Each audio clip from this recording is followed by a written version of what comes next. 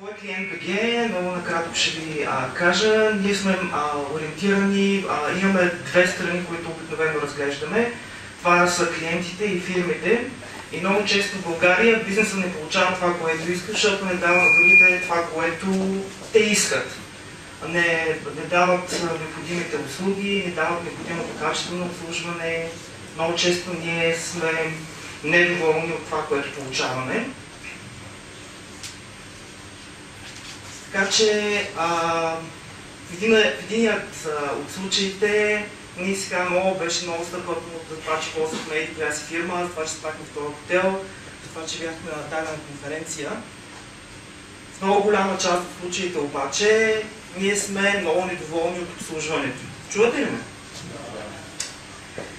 И това, което ние сме се опитали да направим с клиент БГ е да дадем възможност на всеки един човек да сподели своето мнение за даден продукт и услуга, да го сподели честно и открито. Как сме го направили това нещо?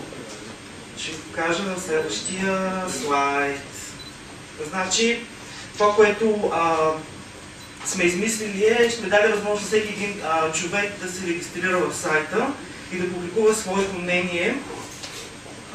Разбира се, искаме регистрация. Причината, поради която искаме регистрация, събираме малко лична информация за това, че искаме всяко едно мнение, което е публикувано в нашия сайт, да бъде от реален човек, да бъде за реален проблем. Защото всички вие знаете, има достатъчно форуми, достатъчно места, на които ти можеш анонимно да наплюеш някого, без да откриваш своята идентичност. Нашата цел е много по-различна. Ние искаме да бъдем медиатор между фирмите и техните клиенти, доволни или недоволни. С това ние не искаме да седим зад тази анонимност.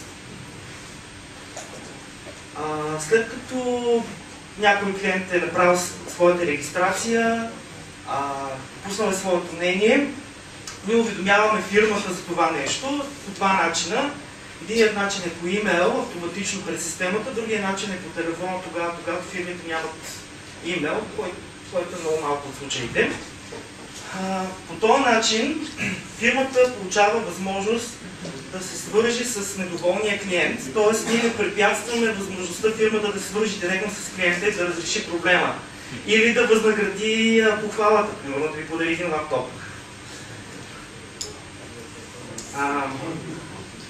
За да го направи обаче това, фирмата от своя страна също трябва да се регистрира, за да може да даде правилен отговор. Ние постъпваме много внимателно с регистрациите на фирмите, защото знаем, че много хора биха искали да се потребят с правото да отговорят от името, например, на Intel или на Vivatel и така нататък. Така че, когато има направена регистрация на фирма в нашата система, ние удостоверяваме самоличността по няколко начина. Това е дълга тема, няма да ви обяснявам сега как става. Но го правиме задължително. И да кажем, в случая са най-добрият сценарий. Фирмата се е регистрирала, дала е отговор, написала е защо сте е получил така, защо сте имали проблем или защо сте били толкова доволен, как етичка на гишето е била много добро разположена, използвала 1, 2, 3, свежо нет, получила е добрите новини и ви обслужила както трябва. С това обаче ние не спираме, има още една стъпка. След като фирмата даде отговор на вашия проблем, вие като инициатор на връзката може да дадете оценка за това как фирмата ви е отговорила. Дали сте били удовлетворени, разбира се, между тези три стъпки, вашето мнение, отговора на фирмата и вашата оценка, ние ви даваме възможност да комуникирате помежду си посредством коментари.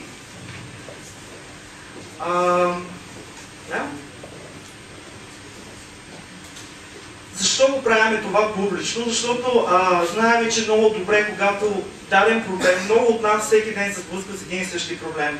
Обаждате се на 1, 2, 3, няма разрешение на този проблем.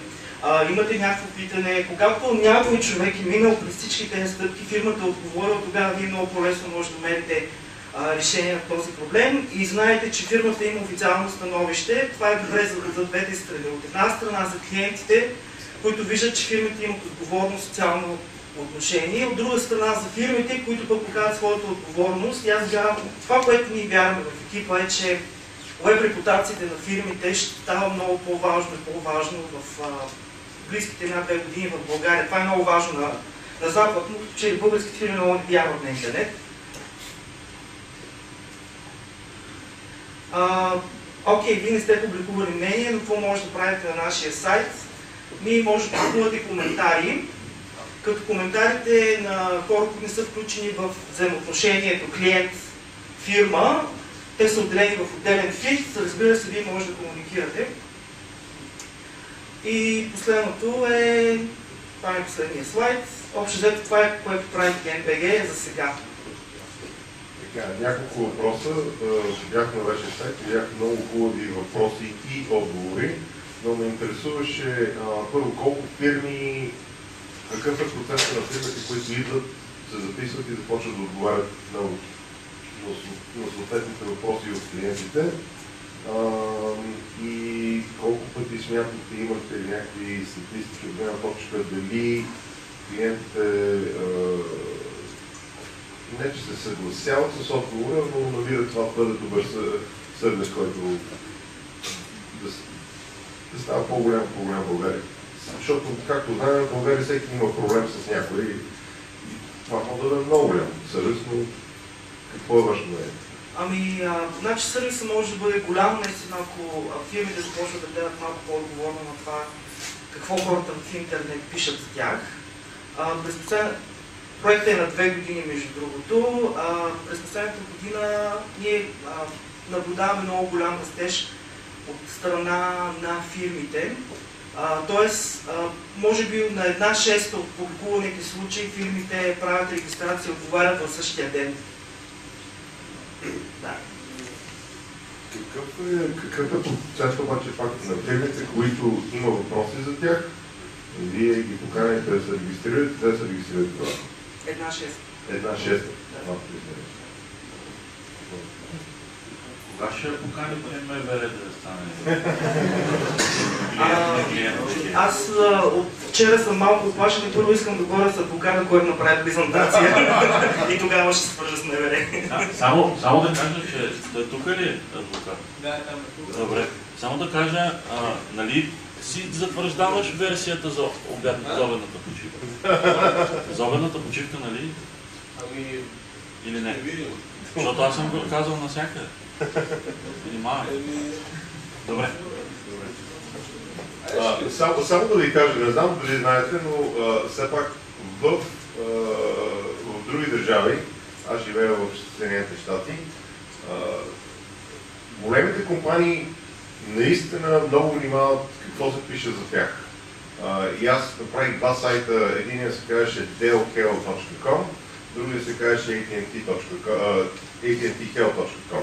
И в двата случая можахме да вземем това, което се опитвахме да вземем. В един случай монтираха антена AT&T до нас, в другия случай промениха един компютър 3 пъти дел. Така че продължай. Много добре. Аз искам само да кажа, че българските компании са малко, как да кажа, така изчакват.